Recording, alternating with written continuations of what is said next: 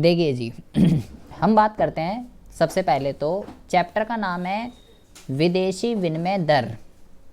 तो विदेशी विनिमय दर क्या होती है उसके बारे में तो हम बाद में बात करेंगे। सबसे पहले तो हम यही जान लेते हैं विदेशी विनिमय क्या होती है।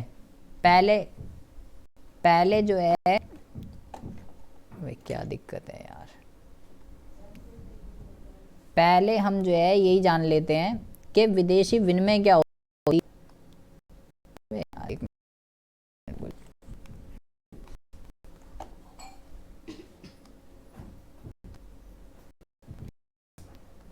मिनट करी।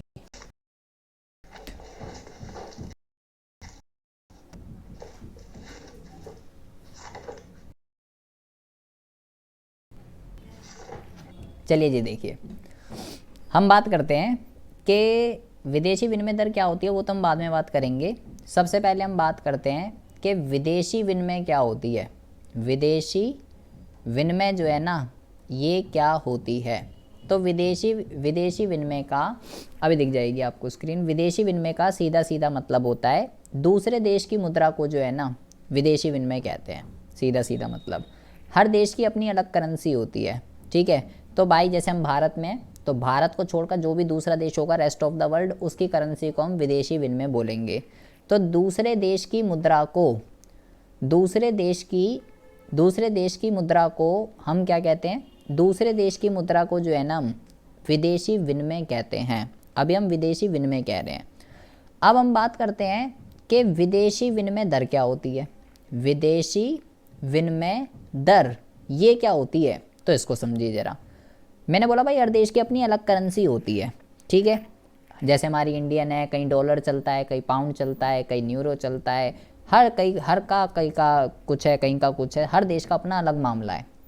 और हमने पढ़ा वो बैलेंस ऑफ पेमेंट के अंदर कि भाई कोई भी देश इतना सक्षम नहीं होता कि वो सारी देश जो भी उसको ज़रूरत है वो सारा खुद बना सके, उसको दूसरे देशों से आयात निर्यात करना पड़ता है। कोई भी देश इतना सक्षम नहीं है कि उसके पास सारी चीज़ें हो, हमें दूसरे देशों से वस्तु सेवा खरीदनी पड़ेगी। और अगर हमें दूसरे देशों से वस्तु सेवा खरीदनी है, कुछ भी अगर हमें खरीदना है दूसरे देश से, तो मेरे पास उसी देश की मुद्रा होनी चाहिए। मैं अपनी देश की मुद्रा से दूसरे देश से गुड्स नहीं खरीद सकता। जैसे मैं भारत में रहता हूँ, मुझे अमेरिका से कुछ खरीदना है, तो भाई मेरे को अमेरिका में चलता है डॉलर, तो मेरे पास डॉलर होना चाहिए। बिना डॉलर के मैं नहीं खरीद सकता, ठीक है। जहाँ पाउंड चलता है वहाँ पाउंड चाहिए, जहाँ यूरो चलता है वहाँ यूरो चाहिए। तो भाई जिस भी देश के साथ मुझे आयात निर्यात करना है, उस देश के अंदर जो भी करेंसी प्रचलित होती है मेरे पास वो होनी चाहिए, अपने देश से नहीं हो सकता मामला। तो आपने देखा कि आप रोज़ देखते हो कि जी $1 जो है ना, $1 वो भाई साहब 80 का हो गया, 82 का हो गया, 83 का हो गया, इतना हो गया, इतना हो गया। आप ऐसे रोज़ देखते हो। ये देखिए ये क्या हो रहा है कि $1 इज इक्वल टू 80 रुपये। ये किसकी करेंसी है? ये करेंसी है अमेरिका की। ये किसकी करेंसी है? ये करेंसी है भारत की। तो यहाँ दो देशों की बात चल रही है, एक अमेरिका एक भारत। तो अब जरा ध्यान से सुनिए, विदेशी विनिमय दर क्या होती है? जिस दर पर, जिस रेट पर हम एक देश की करेंसी को दूसरे देश की करेंसी में कन्वर्ट करते हैं, बदलते हैं, उसको विदेशी विनिमय दर कहते हैं। क्या बोला मैंने? जिस दर पर एक देश की करेंसी का दूसरे देश की करेंसी में विनिमय किया जाता है, विनिमय का मतलब होता है अदला बदली, उसको विदेशी विनिमय दर कहते हैं। इसका मतलब क्या है? इसका मतलब ये है कि कोई भी अमेरिका का बंदा $1 के अंदर भारत के अंदर आकर 80 रुपये की चीज़ें खरीद सकता है। 80 रुपये मिलेंगे उसे भाई। और भारत का कोई भी बंदा अमेरिका के अंदर 80 रुपये से $1 की चीज़ें खरीद सकता है, अगर $1 इज इक्वल टू 80 रुपये है। ये क्या है? ये रेट है, रेट, ये दर है कि दो देशों के बीच में इस रेट पे एक्सचेंज हो रहा है। $1 इज इक्वल टू 80। विदेशी विनिमय क्या है? दूसरे देश की करेंसी को विदेशी विनिमय कहते हैं। विदेशी विनिमय दर क्या है? जिस दर पर एक देश की करेंसी का दूसरे देश की करेंसी में विनिमय किया जा रहा है, अदला बदली, वो विदेशी विनिमय दर है। अब क्वेश्चन ये है, ये जो दर है ये किसने निर्धारित करी? किसने बताया कि $1 80 रुपये का है? किसने बोला ये? किसने डिसाइड करा ये? तो ये हमें पढ़ना है इस चैप्टर के अंदर। कौन डिसाइड करता है इसको? तो देखिए जी, इसको अगर हम डिसाइड की बात करें कि विदेशी विनिमय का जो निर्धारण है वो कैसे होता है, तो इसके 3 तरीके के मेथड होते हैं। सबसे पहला जो मेथड होता है इसको हम कहते हैं स्थिर विनिमय दर। दूसरा जो आपका मेथड होता है इसको हम कहते हैं लचीली विनिमय दर। लचीली का और भी नाम है, इसको आप नमय भी कह सकते हो, नमय विनिमय दर, ठीक है। इसको आप लोचशील भी कह सकते हो, लोचशील विनिमय दर, ये सब इसी के ही नाम है। और तीसरा जो मेथड होता है इसको हम कहते हैं मिश्रित विनिमय दर। मिश्रित विनिमय दर जिसके अंदर तीन मेथड होते हैं, ठीक है। जैसे कि सबसे पहला जो होता है इसके अंदर वो होता है प्रबंधित तरणशीलता, जो हमें पढ़ना है, जो हमारे सिलेबस में है, प्रबंधित तरणशीलता। एक होता है इसके अंदर चलित सीमा बंद, ये आपके होगा भी या नहीं भी हो सकता, ठीक है। और एक होता है इसके अंदर विस्तृत सीमा पट्टी। 3 तरीके की होती है इसके अंदर, लेकिन हमारे सिलेबस में सिर्फ प्रबंधित तरणशीलता है, हमें सिर्फ ये पढ़ना है, ठीक है। लेकिन आपको नॉलेज के लिए पता होना चाहिए कि ये चलित सीमा बंद और ये विस्तृत सीमा पट्टी ये क्या होती है। तो हम बात करते हैं सबसे पहले ये जो बोला ना कि $1 = 80 रुपये का है, ये 3 तरीके से डिसाइड हो सकता है। 3 तरीके के मेथड होते हैं। ये देश के ऊपर डिपेंड करता है कि वो कौन से मेथड को अडॉप्ट कर रहा है। जिस देश का जो मन चाहे वो अडॉप्ट कर सकता है, ठीक है, वो उसके ऊपर डिपेंड करता है। लेकिन अभी देखिए, हम बात करते हैं सबसे पहले स्थिर विनिमय दर की। सबसे पहला और सबसे आसान स्थिर विनिमय दर। स्थिर विनिमय दर जो है क्या होती है? तो ये बिल्कुल सिंपल है। मैंने बोला जो $1 जो है ना भाई, $1 वो 80 रुपये का है, 80 रुपये का। तो अगर इसका निर्धारण किसने किया?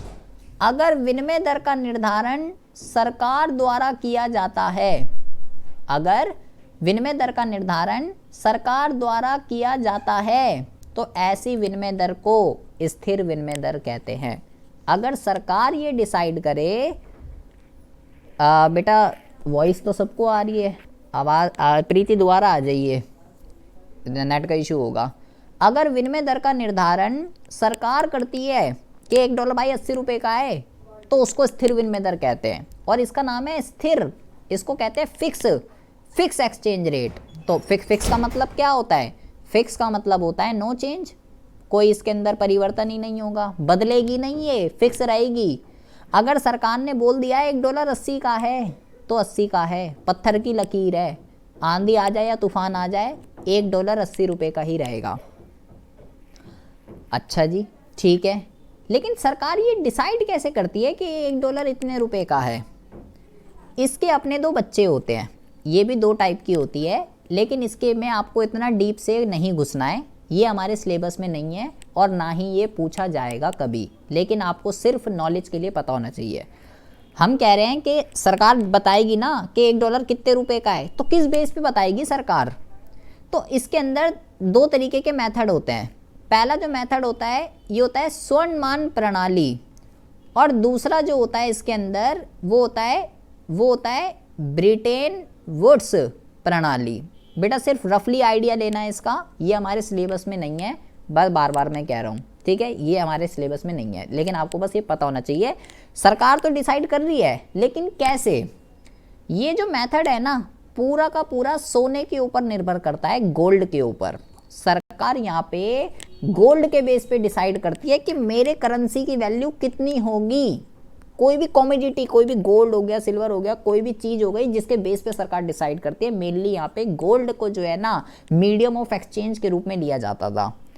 जैसे कि अगर अमेरिका ये कह रहा है कि मेरा $1 जो है ना भाई वो 10 ग्राम सोने के बराबर है, 10 ग्राम सोने के बराबर। इंग्लैंड भाई क्या कह रहे हैं कि मेरा जो 1 पाउंड है वो जो है भाई 20 ग्राम सोने के बराबर है। तो अगर ये दोनों एक्सचेंज करना चाहते हैं तो देखो क्या बनेगा, $1 10 ग्राम के बराबर है 1 पाउंड 20 ग्राम के बराबर है। मतलब क्या हुआ, 1 पाउंड जो है ना, 1 पाउंड वो $2 के बराबर है। यही तो बात हो गई। अब 1 पाउंड कितना, 20 ग्राम सोने के बराबर है। $2 मिलेंगे, $1 10 ग्राम के बराबर है, तो $2 मिलेंगे तभी तो 20 ग्राम होगा। तो इनकी एक्सचेंज रेट क्या बनेगी, ये कि कोई भी एक बंदा $1 के बदले में, 1 पाउंड के बदले में $2 ले सकता है, या अमेरिका का कोई बंदा $2 के बदले में 1 पाउंड ले सकता है। इसको कहते हैं स्वर्णमान प्रणाली। इसके अंदर बेटा परिवर्तन नहीं हो सकता, चेंजेस पॉसिबल नहीं है, परिवर्तन नहीं होगा, यहाँ पे फिक्स है ये। अगर अमेरिका कह रहा है मेरा $1 इतने ग्राम सोने के बराबर है और इंग्लैंड कह रहा है मेरा इतना, तो भाई ये फिक्स रहेगा, इसमें कोई चेंज नहीं। लेकिन इस प्रणाली की बहुत सारी दुविधा थी, ये फेल हो गई, ये नहीं चल पाई। क्यों फेल हो गई वो हमारे को उतना डीप में घुसना नहीं है। फिर एक और प्रणाली आई जिसका नाम है ब्रिटेन वुड्स प्रणाली। ये भी बच्चा तो स्थिर कही है, यहाँ भी सोने के ऊपर बात चलेगी। दोनों की दोनों प्रणालियाँ गोल्ड के ऊपर ही बेस है। स्थिर विनिमय दर प्रॉपर गोल्ड के ऊपर बेस है। सोने के रूप में डिसाइड होता था कि मेरी करेंसी की वैल्यू कितनी होगी, यहाँ भी सोना ही चलेगा। लेकिन इसमें और इसमें अंतर क्या है, इस वाली में जो स्वर्णमान प्रणाली है, यहाँ पे हर कंट्री अपनी करेंसी की वैल्यू सोने में बताएगी। अमेरिका भी, भारत भी, इंग्लैंड भी, जापान भी, चीन, सब अपनी अपनी बताएंगी गोल्ड में सारी। ब्रिटेन वुड्स में ऐसा नहीं है, सारी नहीं बताएंगी कि मेरी करेंसी की वैल्यू डॉलर में इतनी है। सिर्फ अमेरिका बताएगा, सिर्फ अमेरिका, कि मेरा जो $1 है ना वो इतने ग्राम सोने के बराबर है। अमेरिका कह रहा है मेरा जो डॉलर है ना, $1 वो 10 ग्राम सोने के बराबर है। सिर्फ अमेरिका बताएगा और कोई नहीं। और बाकी की जो कंट्री है ना, रेस्ट ऑफ द वर्ल्ड, वो अपनी वैल्यू गोल्ड में नहीं बताएंगी, वो अपनी करेंसी की वैल्यू को क्या करेंगे, अमेरिका से तुलना करेंगे कि मेरे देश की जो करेंसी है ना, जो मुद्रा है, उसकी अमेरिका से तुलना करेंगे। और अमेरिका की करेंसी किस में है, गोल्ड में। तो यहाँ पे क्या हो रहा है, इनडायरेक्टली कंपैरिजन हो रहा है रेस्ट ऑफ द वर्ल्ड की करेंसी का गोल्ड से। सारी कंट्रियां सोने के रूप में नहीं बता रही, सिर्फ अमेरिका। अच्छा तो भाई अमेरिका ही क्यों बता रही है, अमेरिका में ऐसी क्या खास बात आ गई, और कंट्रियों की क्या दिक्कत, अमेरिका ही क्यों बता रही है। अमेरिका इसलिए बता रही है क्योंकि जिस टाइम ये प्रणाली चल रही थी उस टाइम पे अमेरिका की जो करेंसी है वो बहुत ही ज़्यादा पावरफुल थी। इस वजह से अमेरिका की करेंसी को पैक्ड करा गया, सभी कंट्री की करेंसियों को अमेरिका की करेंसी के साथ पैक्ड करा गया। पैक्ड का मतलब होता है जोड़ दिया गया कि जी आपको अगर अपनी करेंसी की औकात देखनी है तो आप अमेरिका से कंपेयर करना, अमेरिका अपनी गोल्ड में बता रहा है कितनी है। इसका नाम ब्रिटेन वुड्स इसलिए है क्योंकि ब्रिटेन वुड्स अमेरिका के अंदर एक जगह है जहाँ पे सभी देशों की मीटिंग हुई थी। ठीक है, ये एक जगह है अमेरिका के अंदर, यहाँ पे सभी कंट्रियों के अपने बड़े बड़े जो आज जब ये वाली प्रणाली फेल हुई तो इस जगह पे मीटिंग हुई, सभी देश के बड़े बड़े बंदे आए कि अब क्या करना है, ये प्रणाली तो फेल हो गई, अब क्या करा जाए। इसलिए इस प्रणाली को ब्रिटेन वुड्स प्रणाली कहते हैं। और इसी प्रणाली की वजह से ही आप जो नाम सुनते हैं IMF और वर्ल्ड बैंक, IMF और वर्ल्ड बैंक इसी प्रणाली के लिए बनाए गए हैं। ठीक है, इसी प्रणाली के लिए स्थापित किए गए हैं। ठीक है, तो वो एग्जाम में क्वेश्चन पूछता है कि भाई ब्रिटेन वुड्स प्रणाली में कौन से 2 संगठनों की स्थापना हुई है, IMF और वर्ल्ड बैंक। ये तो आपको गोल कर पी जाना है। अच्छा जी, IMF और वर्ल्ड बैंक की स्थापना हुई है। आपको बस इसमें क्या ध्यान रखना है, अमेरिका की करेंसी डॉलर में डिफाइन है और रेस्ट ऑफ द वर्ल्ड की करेंसी पैक्ड है अमेरिका के साथ, और इन दोनों की स्थापना हुई है ब्रिटेन वुड्स प्रणाली के अंदर। ब्रिटेन वुड्स एक जगह है इसलिए इसका नाम ब्रिटेन वुड्स प्रणाली रखा गया है। और इसमें आपको कुछ भी नहीं पढ़ना है, जो क्वेश्चन आएगा ज़्यादा से ज़्यादा इस पे क्वेश्चन आएगा बस, और किसी पे भी कोई क्वेश्चन नहीं आने वाला। ये प्रणाली भी फेल हो गई। क्यों फेल हो गई वो बाद में बात करेंगे, वो ग्रेजुएशन में आएगा कि ये प्रणाली भी फेल हो गई। लेकिन इस हाँ जी सर थोड़ा दोबारा बताना। आहो बेटा अभी से रुके 1 मिनट। अब ये प्रणाली भी फेल हो गई, लेकिन IMF और वर्ल्ड बैंक अभी भी है, इनको नहीं बंद किया गया क्योंकि ये फाइनेंस का काम करते हैं देश को। ये अभी भी चल रहे हैं, ये प्रणाली भी फेल हो गई। ठीक है जी, ओके, ये प्रणाली भी फेल हो गई। ये किसके बच्चे थे? ये स्थिर के। तो हमने स्थिर में पढ़ा किसके बेस पे डिसाइड हो रही है? गोल्ड के बेस पे डिसाइड हो रहा है भाई। स्थिर विनिमय दर प्रॉपर बेस है गोल्ड पे। गोल्ड बताएगा कि करेंसी की वैल्यू क्या है और फिक्स रहती है, कोई चेंज नहीं होता। ये जो ब्रिटेन वुड्स है, अगर आईएमएफ चाहता है, ब्रिटेन वुड्स के अंदर अगर आईएमएफ चाहता है तो परिवर्तन हो सकता है, वरना नहीं हो सकता। ठीक है, आईएमएफ की मंजूरी चाहिए, अगर वो मंजूरी दे दे तो हो जाएगा, वरना नहीं होगा। ओके जी। इस प्रणाली का चेंज अगर कुछ करना है कि जैसे अगर अमेरिका $1 की वैल्यू अमेरिका 10 ग्राम है, तो अमेरिका अगर चेंज करना चाहता है कि जी 10 ग्राम नहीं अब 15-20 ग्राम करिए, बढ़ाइए, में ऐसा कुछ नहीं है, तो आईएमएफ से मंजूरी लेनी पड़ेगी और उसके बाद इसके अंदर चेंजेस पॉसिबल है अगर अमेरिका को बढ़ाना घटाना है। तो इस प्रणाली के लाभ क्या होंगे? इस प्रणाली के लाभ ये होंगे कि यहाँ मामला फिक्स है भाई, $1 इतना ही रहेगा, चेंज नहीं होगा। तो यहाँ पे ना तो जोखिम रहेगा, ठीक है, जोखिम यहाँ पे नहीं रहता, कोई रिस्क नहीं, मामला बिल्कुल फिक्स है। ना जोखिम रहता है यहाँ पे, ना यहाँ पे अनिश्चितता रहती। अनिश्चितता का मतलब होता है अनसर्टेनिटी, मतलब आगे क्या होने वाला है। जैसे लाइफ अनसर्टेन होती है, आगे क्या होगा किसी को कुछ नहीं पता, लेकिन यहाँ तो अनसर्टेनिटी नहीं रहेगी, आगे क्या होगा $1 उतने का ही रहेगा, क्योंकि फिक्स है यहाँ तो मामला, ना रिस्क होता। तो जब यहाँ पे कोई रिस्क नहीं है, कोई अनसर्टेनिटी नहीं है, कि सबको पता है भाई इतना ही रहेगा मामला, $1 80 ही रहेगा, इससे ज़्यादा कुछ नहीं होने का, तो इससे क्या होता है, इससे जो है विदेशी व्यापार बढ़ते हैं। इससे जो है विदेशी व्यापार में, इससे विदेशी व्यापार में वृद्धि हमको देखने के लिए मिलती है। देश जो है ज़्यादा से ज़्यादा आयात निर्यात करते हैं, क्योंकि मामला फिक्स है, कोई रिस्क नहीं है, 80 रहेगा, तो आराम से आयात निर्यात करो, कोई दिक्कत नहीं, विदेशी व्यापार में वृद्धि होती है। और मामला फिक्स है, यहाँ चेंज नहीं हो सकता, तो यहाँ पे लिखेंगे सट्टे का अभाव। यहाँ हम सट्टा नहीं खेल सकते।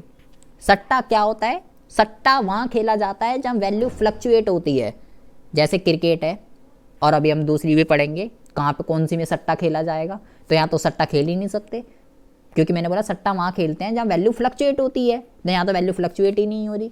फ्लक्चुएट मतलब चेंज, परिवर्तन, तो यहाँ तो हो ही नहीं रही, तो यहाँ सट्टा नहीं खेला जा सकता। ये इसके फ़ायदे हैं।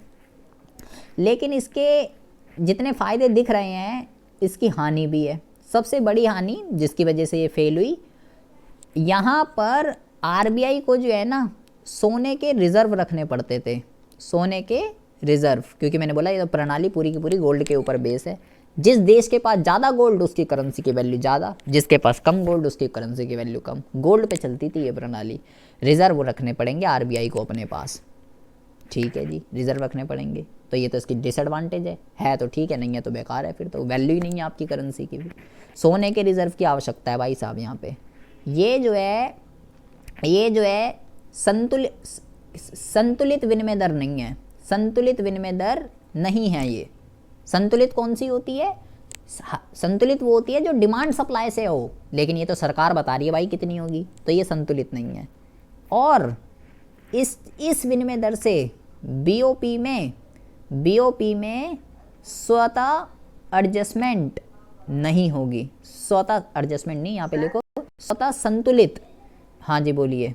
स्वतः कैसे असंतुलित रहता है, एक बार ये बता दो। इस बीओपी में बीओपी में स्वतः संतुलित नहीं होगा।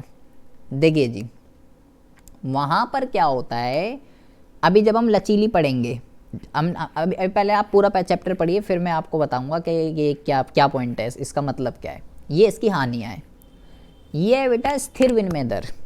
आपने पढ़ा स्थिर विनिमय दर क्या होती है, उसके दो बच्चे हैं, स्वर्णमान प्रणाली, ब्रिटेन वुड्स प्रणाली। स्वर्णमान में सब डिसाइड कर रही हैं, ब्रिटेन वुड्स में सब डिसाइड नहीं कर रही, सिर्फ अमेरिका डिसाइड कर रहा है।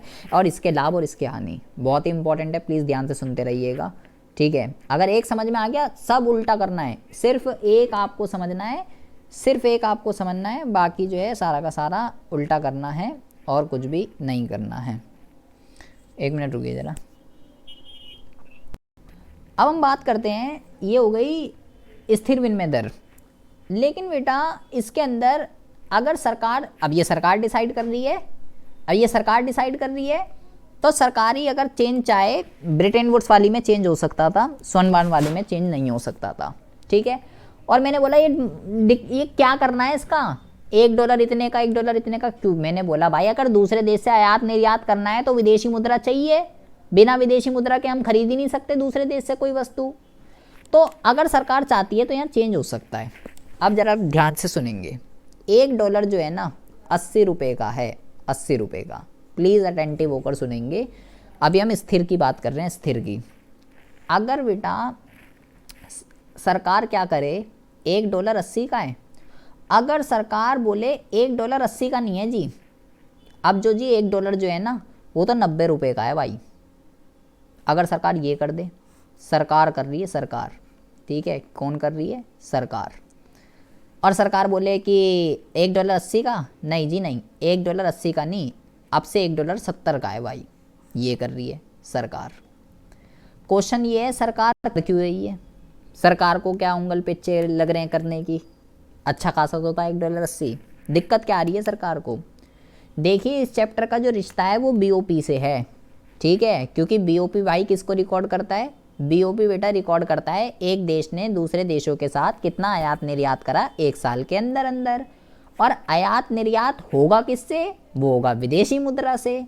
तो ये चैप्टर का लिंक बीओपी से है। अच्छा जी, ठीक है। अगर सरकार ये कर रही है ना, ये $1 80 से 90 का कर दे अगर सरकार, तो इसको बोलते हैं डीवैल्यूएशन, अवमूल्यन, इसको अवमूल्यन कहते हैं। और अगर सरकार ये कर दे तो इसको कहते हैं रिवैल्यूएशन। रिवैल्यूएशन इसको क्या बोलेंगे? इसको बोलेंगे अधिमूल्यन, ठीक है, इसको अधिमूल्यन कहेंगे। ओके जी, ठीक है। अब ये है क्या भाई? अवमूल्यन, अधिमूल्यन, बहुत ही ज़्यादा ध्यान से सुनेंगे, इंपॉर्टेंट है बहुत। इसका मतलब ये है, मान लीजिए, देखिए बहुत ज़्यादा ध्यान से सुनो। हाँ जी बेटा। हाँ, स्थिर विनिमय दर की बात चल रही है, अभी स्थिर ही चल रही है। मैंने बोला अगर सरकार चाहती है चेंज करना थोड़ा बहुत तो क्या होगा? अगर सरकार 80 से 90 कर दे तो क्या होगा, और सरकार 80 से 70 कर दे तो क्या होगा, और क्यों कर रही है सरकार उसके बारे में भी बात करते हैं। सरकार को क्या दिक्कत क्या पड़ गई सरकार को करने की? एक समोसा 5 रुपये का है, ठीक है, बहुत ज़्यादा ध्यान से सुनेंगे। एक समोसा 5 रुपये का है, और एक बंदा है जिसका नाम आलोक है।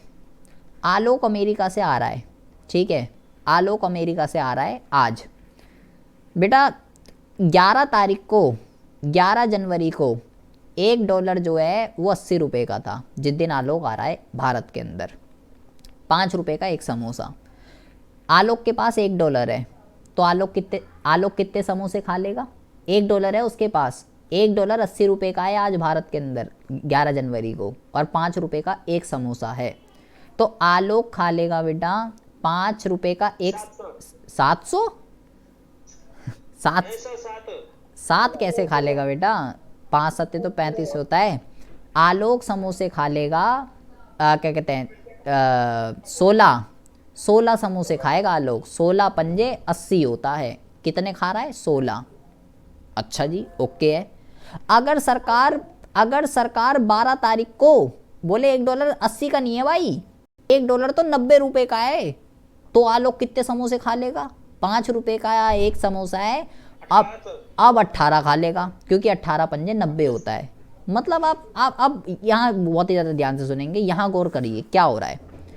जब सरकार ने $1 80 से 90 का कर दिया, आलोक फिरंगी है, आलोक अमेरिका से आया है भारत घूमने, या अमेरिका से ही बैठा हुआ समोसे खा रहा है, तो इसके लिए देखो क्या हो रहा है, पहले 16 खा रहा था, अब 18 खा रहा है। मतलब इसके लिए बहुत ज़्यादा ध्यान से सुनेंगे, जब सरकार ने क्या करा, $1 80 से $1 90 का जब कर दिया ना सरकार ने, क्या बोला इसको? अवमूल्यन बोला मैंने इसको, डीवैल्यूएशन। तो बेटा इससे क्या होता है, इससे जो है विदेशी के लिए भारतीय वस्तु क्या हो जाती है? सस्ती हो जाती है। आलोक ज़्यादा समोसे खा पा रहा है भाई, 16 से 18। एक तो ये होता है इससे, और भारतीयों के लिए क्या होता है? भारतीयों के लिए भारतीयों के लिए जो विदेशी वस्तु होती है, भारतीयों के लिए जो विदेशी वस्तु होती है ना, वो महंगी हो जाती है। अब आप बोलो भाई सस्ता तो आपको समझ में आ गया, सस्ता तो समझ में आ गया मामला। अब जरा महंगे वाला समझिए, ये इसका प्रभाव है, ये इसका प्रभाव। जिससे होता क्या है बेटा, जिससे होता ये है विदेशियों के लिए भारतीय वस्तु सस्ती हो जाती है, तो बेटा निर्यात बढ़ता है। दूसरे देश मेरी वस्तु ज़्यादा खरीदेंगे ना, क्योंकि उसके लिए इंडियन गुड्स सस्ते हो रहे हैं और भारतीयों के लिए महंगे हो रहे हैं, तो आयात क्या होता है बेटा, इससे आयात घट जाता है। तो अगर आपको याद हो, मैं आपको बीओपी जब पढ़ा रहा था तो मैंने ये बोला था इसकी ये डेबिट साइड होती है, ये क्रेडिट साइड होती है। तो जब हम ये पढ़ रहे थे तो मैंने ये बोला था, सिमरन अनम्यूट रखेंगे, मैंने ये बोला था कि रियल लाइफ में तो भाई या तो ये वाली चीज़ होगी या ये वाली चीज़ होगी, यही तो होगा रियल लाइफ में। अगर आपको ध्यान हो, सिमरन आपका अनम्यूट हो रहा है बेटा, रियल लाइफ में ये होगा, ठीक है। लेकिन हमने बोला था ये तो भाई अकाउंटिंग सेंस में हमेशा बराबर होता है, इसको बराबर करना पड़ेगा। तो इसका मतलब क्या है, इसका मतलब है आयात ज़्यादा है निर्यात कम है। और इसका मतलब क्या है, इसका मतलब है आयात कम है और निर्यात ज़्यादा है। तो बैलेंस ऑफ पेमेंट की क्या स्थिति है, उसको देखते हुए सरकार डिसीजन लेगी। अगर ये स्थिति है ना, ये वाली आयात कम है आयात ज़्यादा है निर्यात कम है, निर्यात को बढ़ाना पड़ेगा इसको ठीक करने के लिए, और आयात को कम करना पड़ेगा। इसको ठीक अगर करना है तो यही तो करना पड़ेगा, निर्यात को बढ़ाना पड़ेगा, आयात को कम करना पड़ेगा। तो इसका भी अभी मैंने क्या लिखा, इससे निर्यात बढ़ते हैं और आयात कम होते हैं, तो यही तो करना है मेरे को, निर्यात को बढ़ाना है आयात को कम करना है। तो अवमूल्यन कर दे भाई, अवमूल्यन कर दे। इसको अगर ठीक करना है तो इसको ठीक करने के लिए निर्यात को कम करना पड़ेगा और आयात को बढ़ाना पड़ेगा। इसको ठीक करने के लिए अगर इसको ठीक करना है, तो इसको अगर ठीक करना है तो रिवैल्यूएशन कर दे, ना कि डिवैल्यूएशन। अच्छा जी, अब जरा अगर ये क्या कहते हैं, देखिए अगर अब इधर आ जाइए, सेम यही एग्जाम्पल है। एक समोसा 5 रुपए का था, आलोक जो है बेटा 11 तारीख को कितने समोसे खा रहा था, आलोक जो है ये खा रहा था। लेकिन अब सरकार ने बोला जी 70 रुपए का है, 80 का नहीं है जी, 70 का है, 70 का। तो 5 इंटू में 16 तो 80 खा रहा था, 80 रुपये हो गए, 16 समोसे खा रहा था। लेकिन अब जा तो 70 का हो गया, तो अब कितने खाएगा, अब केवल 14 ही खा पाएगा, क्योंकि 14 पंजे 70 होता है। अब इसमें क्या हुआ, इसमें तो क्वांटिटी घट गई और यहाँ क्वांटिटी बढ़ रही थी आलोक के लिए। तो इससे क्या हो रहा है, जब $1 से जब $1 70 का हो गया ना, जिसको मैं रिवैल्यूएशन कह रहा हूँ, रिवैल्यूएशन, इससे बेटा विदेशियों के लिए, विदेशी के लिए क्या हो रहा है, विदेशी के लिए भारतीय वस्तु महंगी हो जाती है और भारतीय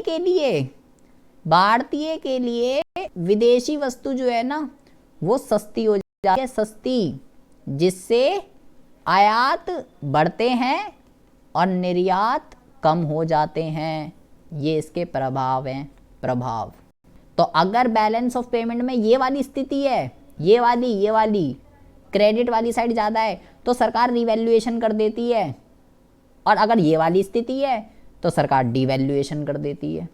सरकार कर रही है, सरकार, बोल्ड करके बोल रहा हूँ, ध्यान से सुन लीजिए, कौन कर रहा है ये कौन कर रहा है, ये कि $1 70 नहीं 80 से 90 का है और 80 से 70 का है, सरकार कर रही है। और प्रभाव देख लीजिए इसके, ये पूरा स्थिर है, स्थिर विनिमय दर। अगर आपको स्थिर समझ में आ गई पूरी अच्छे से, बिल्कुल हाँ भाई बिल्कुल ओके है, सही समझ में आ गया। लचीली 5 मिनट का है, सिर्फ उल्टा करना है सब कुछ, अगर स्थिर आपको समझ में आ चुकी है तो। हाँ बोलो।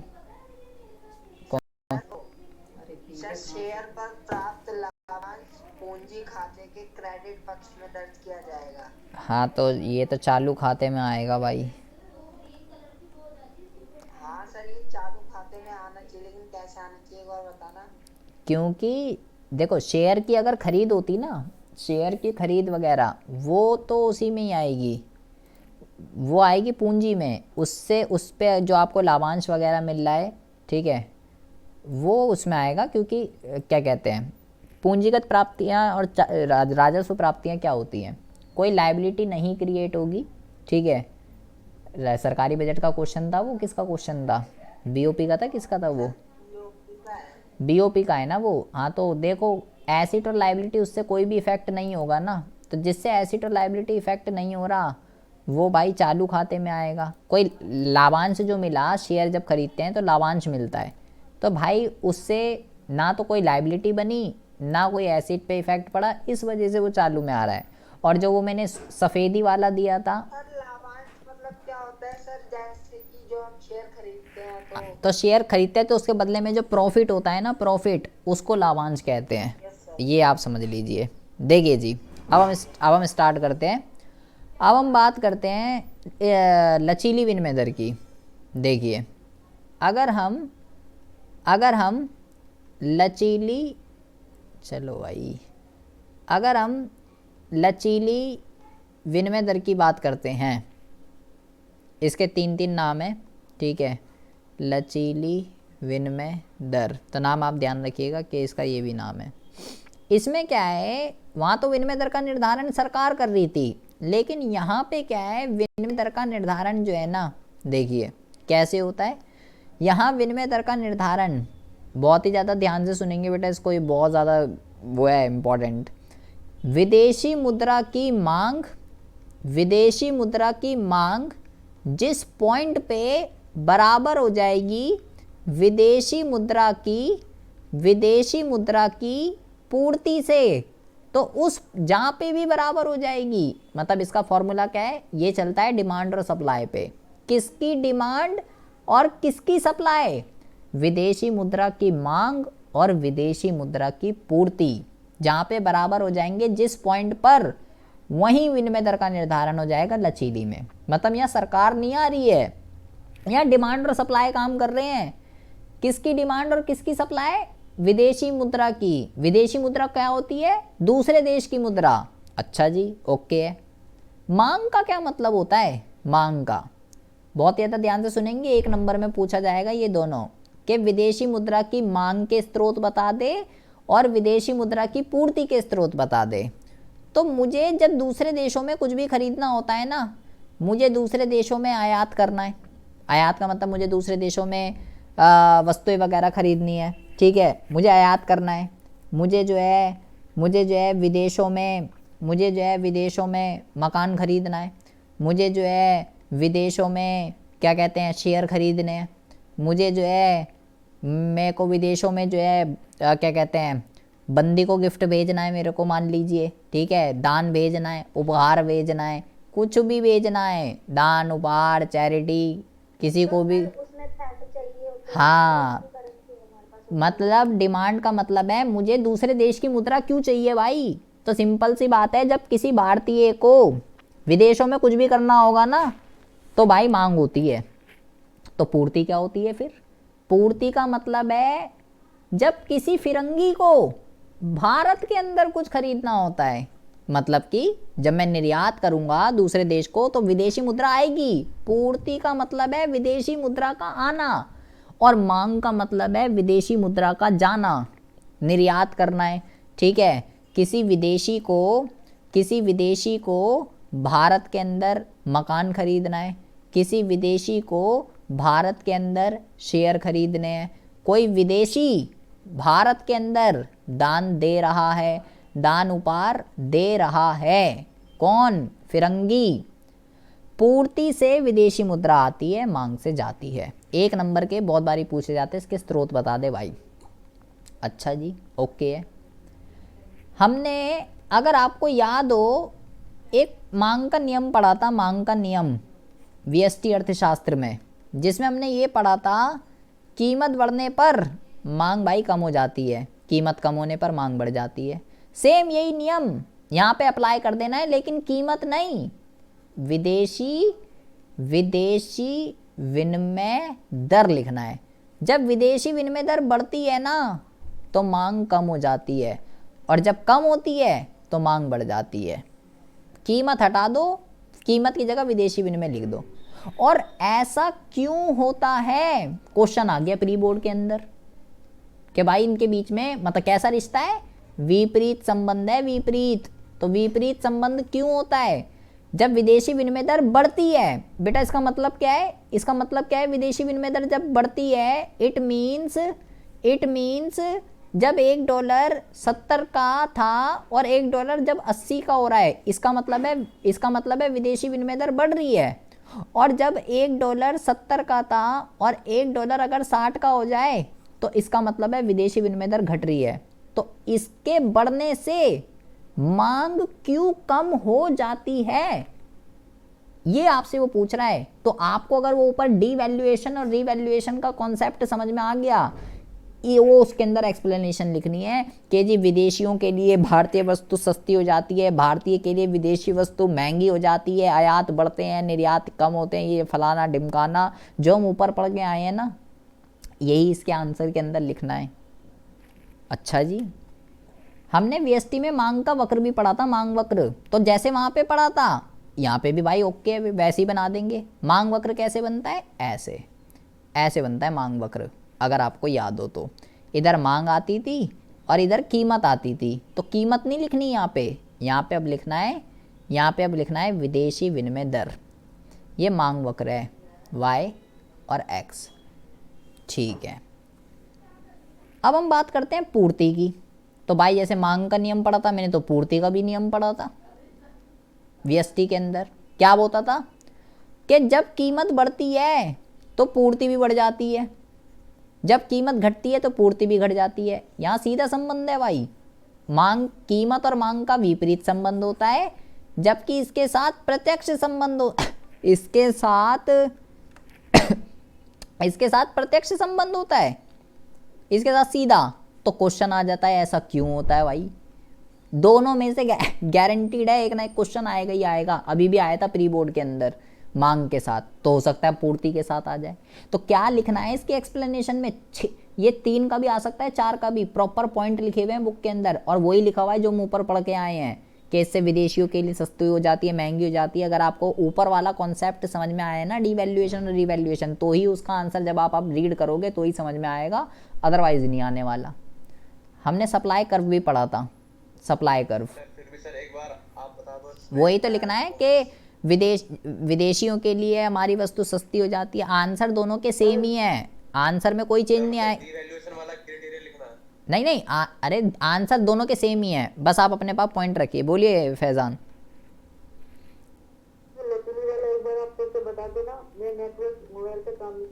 ओहो यार फिर तो लेट हो जाएगा, 1 मिनट रुको जरा, मैं लेट हो जाएगा फिर वीडियो देखना। देखो तो क्या कहते हैं, हमने पूर्ति वक्र भी पढ़ा था। पूर्ति वक्र ऐसे बनता है, इधर आती है पूर्ति, और इधर क्या लिखेंगे, कीमत नहीं लिखनी, यहाँ पे बस लिख देंगे विदेशी विनिमय दर। अच्छा, ये डिमांड है, ये सप्लाई है, ये दोनों बताएंगे कि $1 कितने रुपए का है। तो क्या बोल रहा है, जिस पॉइंट पे मांग और पूर्ति बराबर हो जाएंगे ना, कह रहा है वही निर्धारण हो जाएगा। तो देखते हैं भाई कैसे निर्धारण होगा, देखते हैं यहाँ पे लचीली के अंदर कैसे निर्धारण हो रहा है विदेशी विनिमय दर का। एग्जाम में क्वेश्चन आ जाता है कि लचीली विनिमय दर में या नमे विनिमय दर में कैसे निर्धारण होता है, बता भाई डायग्राम के साथ। तो हमें तो समझ में आ गया कि भाई इसके अकॉर्डिंगली निर्धारण वहाँ होगा जब मांग और पूर्ति बराबर होगी। किसकी मांग और किसकी पूर्ति, विदेशी मुद्रा की मांग और विदेशी मुद्रा की पूर्ति जहाँ पे बराबर होंगे। तो यहाँ मांग लिख दीजिए, यहाँ पूर्ति लिख दीजिए, और यहाँ पे लिख दीजिए विदेशी विनिमय दर, यहाँ ये लिख दीजिए, ठीक है। डिमांड कर्व अभी हम पढ़ के आए, ऐसे को बनेगा, और सप्लाई कर्व पढ़ के आए, ऐसे को बनेगा। तो जहाँ पर भी ये दोनों कर्व आपस में बराबर होंगे, बराबर मैं बोला मांग और पूर्ति जहाँ बराबर है, तो बराबर का मतलब जहाँ पे दोनों कर्व एक दूसरे को प्रतिच्छेद कर रहे हैं यहाँ पर। तो यहाँ पर जो है $1 कितने रुपए का हो गया, ये मान लीजिए लाइक 80 रुपीज़ का हो गया जी डिसाइड। $1 जो है कितने रुपए का है? 80 रुपए का है भाई, 80 रुपए का। ये हो गया संतुलन बिंदु, ये हो गई संतुलित, ये मांग और पूर्ति ने करा है तो ये संतुलित विनिमय दर है, ये संतुलित ये विनिमय दर है क्योंकि ये मांग और पूर्ति ने करा है, और ये हो गया $1। अगर आपको अब इसके एक्सप्लेनेशन देनी है कि जी इस चित्र के अंदर डी जो है वो विदेशी मुद्रा की मांग है, जो कि विपरीत संबंध होता है विदेशी विनिमय की मांग और विनिमय दर के साथ, इसलिए ये ऋणात्मक ढाल वाला है। एस जो है वो पूर्ति वक्र है, वो धनात्मक ढाल वाला है क्योंकि उसके साथ सीधा संबंध होता है। ई बिंदु पर प्रतिच्छेद कर रहे हैं, यहाँ पे विनिमय दर का निर्धारण हो जाता है कि जी $1 जो है 80 रुपये का। इस तरीके से बला बला करके आपको इसकी एक्सप्लेनेशन लिखनी है, बस जो यहाँ पे बना हुआ है वो उसी की एक्सप्लेनेशन। अगर आपको ये रामायण कथा समझ में आ रही है, अब जरा मेरी बात ध्यान से सुनेंगे। $1 80 रुपये का डिसाइड हो गया, किसने कराया बेटा? ये ध्यान रखना है, अब बत्ती जला लीजिए दिमाग की, 5G के नेटवर्क चाहिए। अब किसने कराया? ये सरकार ने नहीं करा, यहाँ तो सरकार का कोई रोल ही नहीं है। ये कराए मांग और पूर्ति ने। किसकी मांग और किसकी पूर्ति? विदेशी मुद्रा की मांग और विदेशी मुद्रा की पूर्ति ने कराया बेटा। तो जैसे स्थिर के अंदर 2 वर्ड थे, ऐसे ही स्थिर के अंदर जैसे 2 वर्ड थे, लचीली में भी 2 वर्ड हैं, लेकिन उनके नाम अलग हैं क्योंकि ये लचीली के बच्चे हैं, वो स्थिर के थे तो वो स्थिर का नाम था। यहाँ पर क्या है बेटा? यहाँ पर एक वर्ड है, यहाँ पर एक वर्ड है डेप्रिसिएशन। डेप्रिसिएशन इसको कहते हैं मूल्य ह्रास, और एक यहाँ पे वर्ड है एप्रिसिएशन, इसको कहते हैं मूल्य वृद्धि। मूल्य वृद्धि वहाँ पे क्या था? वहाँ था डिवैल्यूएशन और रीवैल्यूएशन। स्थिर की बात कर रहा हूँ, वहाँ वो था। यहाँ क्या है? डेप्रिसिएशन और एप्रिसिएशन। अब जरा दिमाग की बत्ती जला देंगे। अब स्थिर को भूल जाइए, स्थिर को भूल जाइए। अब जरा देखिए what is depreciation and what is appreciation. अगर बेटा $1 जो है ना 80 रुपये का डिसाइड हुआ, स्थिर को भूल जाइए अभी। अब अगर $1 80 का था ना, अगर $1 90 रुपये का हो जाए, ठीक है, इट्स कॉल्ड डेप्रिसिएशन। स्थिर को भूल जाइए अभी। अब ठीक है, बार बार कह रहा हूँ, वो डेप्रिसिएशन है। अगर $1 80 का था, अगर $1 70 का हो जाए तो इट्स कॉल्ड एप्रिसिएशन, वो एप्रिसिएशन है। अच्छा, स्थिर में तो सरकार कर रही थी, वो तो बंदा है एक, लेकिन यहाँ तो ना बंदा है ना बंदी है, यहाँ तो मांग पूर्ति काम कर रहे हैं, तो फिर कौन करेगा ये? अबे जब माँ सरकार थी, सरकार कर रही थी, या मांग डिसाइड किसने करा? मांग पूर्ति ने। तो इसको खिसकाएगा कौन? मांग पूर्ति तो खिसकाएगी, और कौन खिसकाएगा? तो देखिए अभी हमने पढ़ा कि भाई डिटर्मिनेशन कहाँ हो रहा है। ये हो गया डिमांड कर्व, ये हो गया डिमांड कर्व, ये हो गया बेटा सप्लाई कर्व, ठीक है। और ये हो गया इसका डिटर्मिनेशन कि जी $1 जो है ना, $1 वो 80 रुपये का है। 90 कैसे होगा? देखो ध्यान से सुनेंगे, 90 कैसे होगा? या तो बेटा डिमांड बढ़ जाए, अगर डिमांड में इंक्रीमेंट होती है तो डिमांड कर्व इधर को शिफ्ट हो जाता है, इधर को, ठीक है। या तो डिमांड बढ़ जाए, तो डिमांड बढ़ेगी तो देखो ये सप्लाई को कहाँ पे कट कर रहा है? ये सप्लाई को यहाँ पर कट कर रहा है अब की बार, तो ये 90 का हो जाएगा। यहाँ $1 ही रहेगा, यहाँ $1 ही रहेगा, यहाँ कुछ नहीं, ठीक है। ये 90 का हो गया। मतलब कि ये किसकी वजह से हो रहा है? ये मांग में वृद्धि हो जाए। अगर मांग में क्या हो जाए? अगर मांग में वृद्धि हो जाए ना तो हो रहा है। या इस वाले डायग्राम को भूल जाइए अभी। अब ये जो D1 है, या सप्लाई में कमी हो जाए बेटा। अगर सप्लाई में कमी होती है तो ये उधर को खिसकता है। D1 को भूल जाइए अभी। अब इसको देखिए, इस वाले को, ये वाला जो S1 है, ये वाला S1 जो है ये पुराने वाले को कहाँ काट रहा है? यहाँ पे। तो मतलब बढ़ रही है ना वैल्यू, 85 हो गई, या ऐसे ऊपर कर लीजिए 80 मान लीजिए, 90 मान लीजिए। मतलब कि जब मांग में होती है वृद्धि और पूर्ति में होती है कमी, किसकी मांग और किसकी पूर्ति, ये ध्यान रखना है। तो क्या होता है? $1 80 का था ना, $1 90 का होता है। ये कर रहे हैं, ये मांग, बाजार की शक्तियां काम कर रही है, सरकार नहीं है यहाँ, सरकार तो है ही नहीं है, बंदा नहीं है ये कोई भी। ओके, अब इधर देखिए जरा, अगर बेटा ये है डिमांड कर्व, ये डिमांड कर्व है, ये सप्लाई कर्व है, ये सप्लाई कर्व, और ये इसको यहाँ पर इंटरसेक्ट कर रहा है, ये इसको यहाँ पे इंटरसेक्ट कर रहा है, ये ई बिंदु है और ये $1.80 का था, ठीक है। 70 कब होगा? अगर डिमांड कम हो जाए।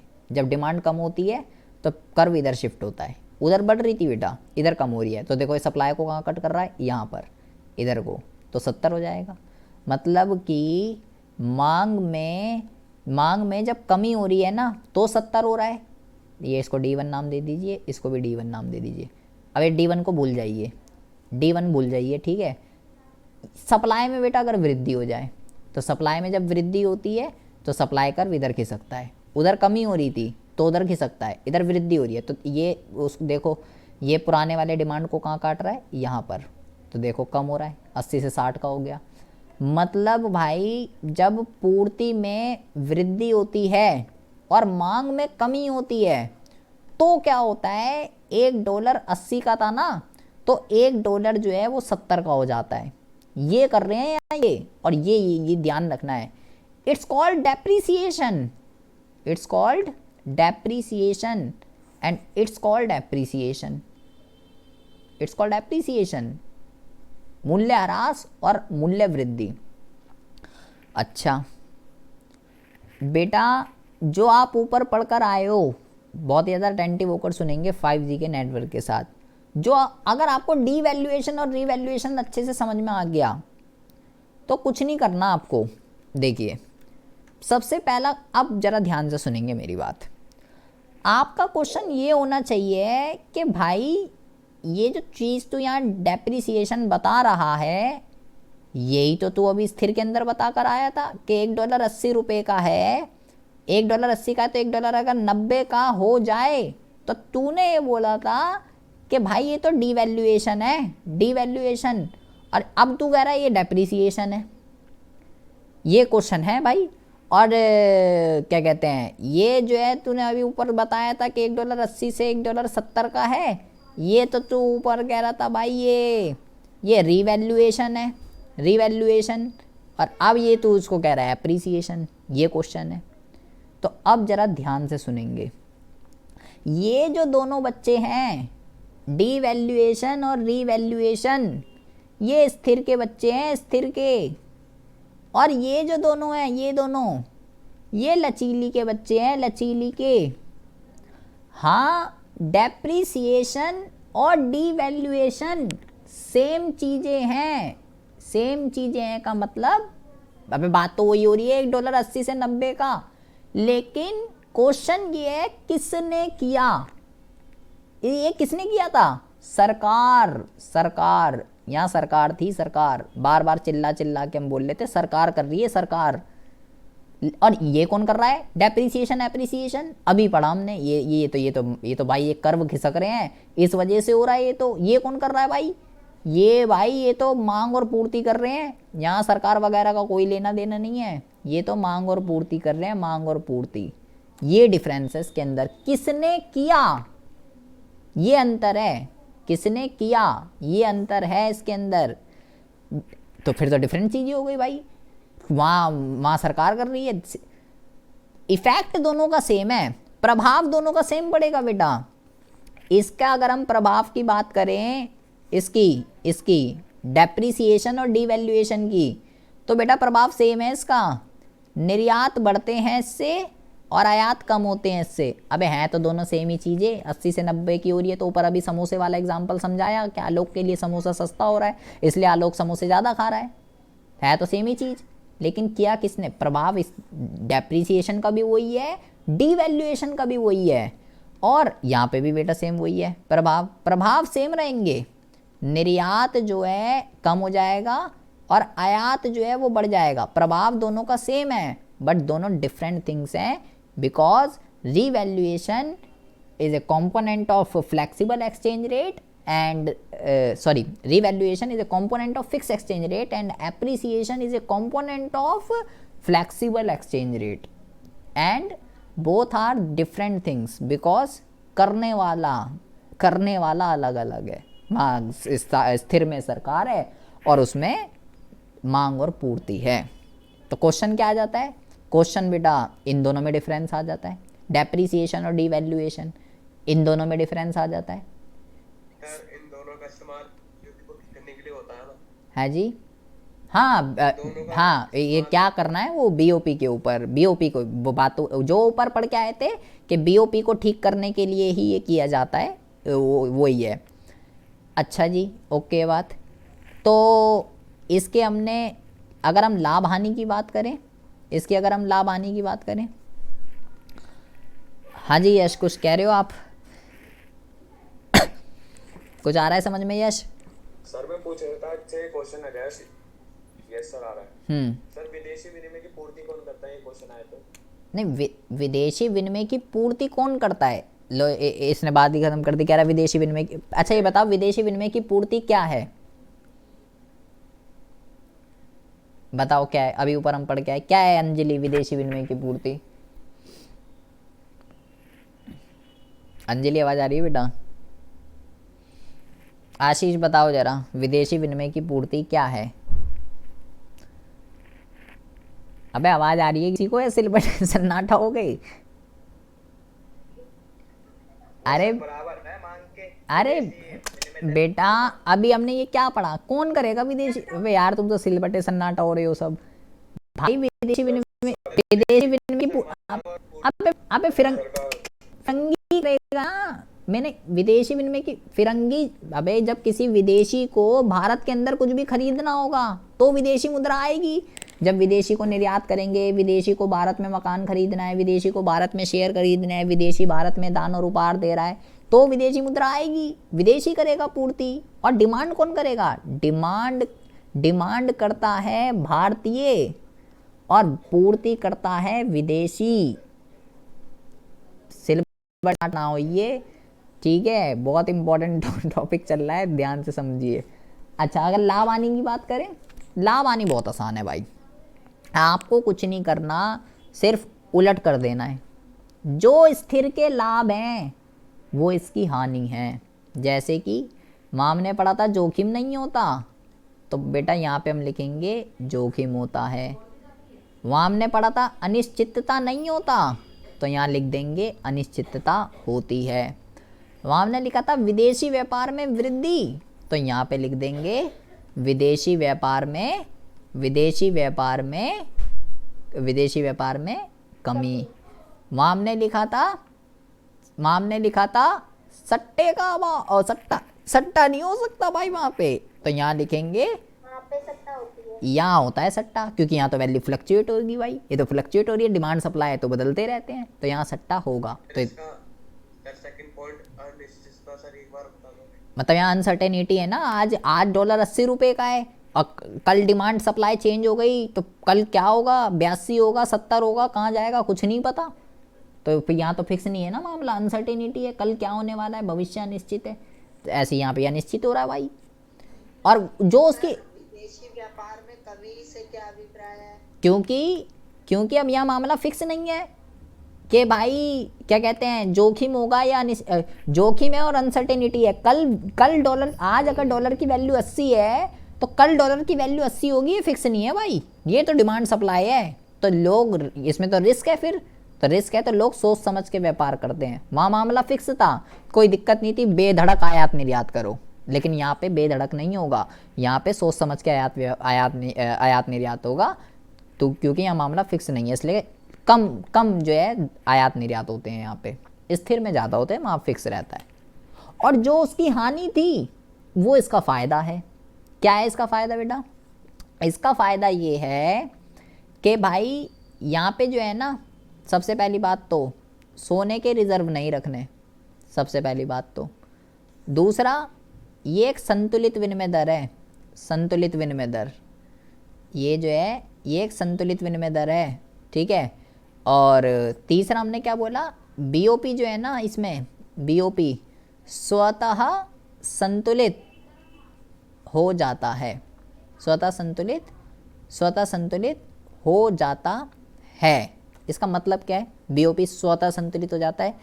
इसका मतलब ये है यहाँ डिमांड और सप्लाई पे किसका कंट्रोल है, डिमांड और सप्लाई पे किसी का कंट्रोल नहीं है भाई, ये तो सब एक भारतीय और विदेशी के ऊपर डिपेंड कर रहा है और उसके अकॉर्डिंग ही आयात निर्यात होगा।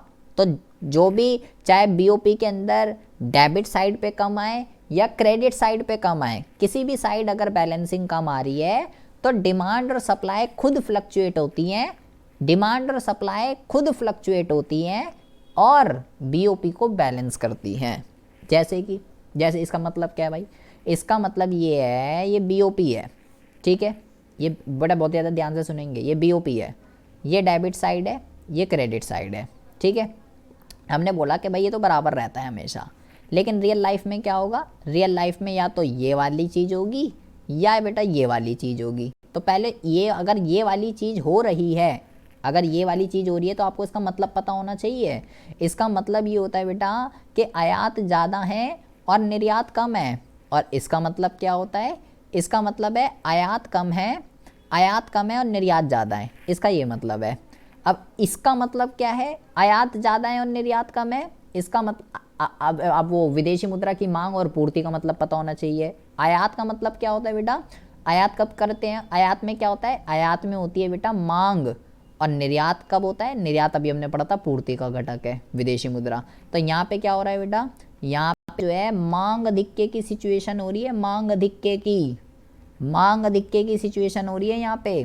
तो अगर आपको याद हो वही समष्टि वाला कॉन्सेप्ट लगाना है, मांग अधिक्य है तो मांग अधिक्य, मांग को कम करना है, बराबर करना है ना। तो मांग कम कैसे होगी, जैसे कीमत को बढ़ा देते थे हम, वहाँ पे समष्टि वाला कॉन्सेप्ट लगा दीजिए, कीमत बढ़ती है तो मांग कम होती है, वहाँ कीमत की बात चल रही थी। तो यहाँ पे किसकी बात चलेगी, विदेशी विनिमय दर की। विदेशी विनिमय दर जब बढ़ेगी तो मांग कम होगी और तब तक कम होती रहेगी जब तक डिमांड और सप्लाई बराबर नहीं हो जाते। इसको कहते हैं स्वतः संतुलित। यहाँ पे क्या हो रहा है, मांग कम है और पूर्ति ज़्यादा है, तो इसको क्या बोलेंगे, पूर्ति अधिक्य की सिचुएशन है, पूर्ति अधिक्य की। तो यहाँ पे क्या होगा, यहाँ पे कीमतें घटेंगी, तो यहाँ कीमत नहीं, यहाँ दर घटेगी, विदेशी विनिमय दर घटेगी, जिससे क्या होगा, जिससे पूर्ति घटेगी और तब तक घटेगी जब तक मांग और पूर्ति आपस में बराबर नहीं हो जाते। हाँ सर तो ये तो उसमें भी हो रहा था, स्थिर वाले में। अरे भाई उसमें कैसे हो रहा है, यहाँ पे ये रोज हो रहा है। सर सरकार भी तो यही कर रही है, इसमें तो मांग और सप्लाई कर रहे हैं।